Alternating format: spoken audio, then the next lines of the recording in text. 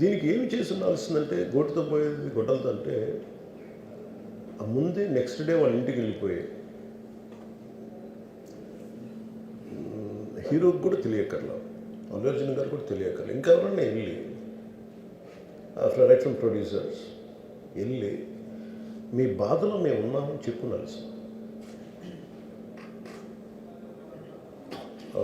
Let it be director, let it be producers or entire film unit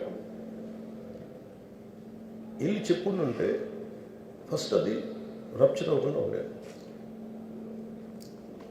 maybe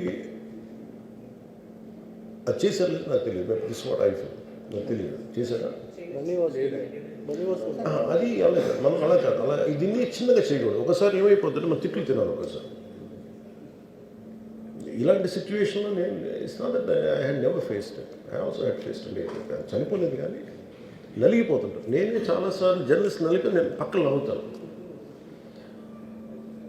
ఒకసారి పోలీసులు నలిగిపోతాను, నన్ను gourd చేయడానికి వచ్చిన పోలీసు అధికారులు నలిగిపోతాం అంటే నేను పక్కన లాగుతాను ఒకసారి. అంటే అది ఇన్స్టింక్ట్ రియాక్షన్ మనకు ఉన్నాం. ఒకసారి నేను వస్తున్నానని చెప్పి తీగలకి మన పోస్టులు కడతాం, చనిపోతారు. So what my concern is నేను వెళ్ళి వాళ్ళ ఇంటికి వెళ్ళి పరామర్శించాను. అది లోపించింది.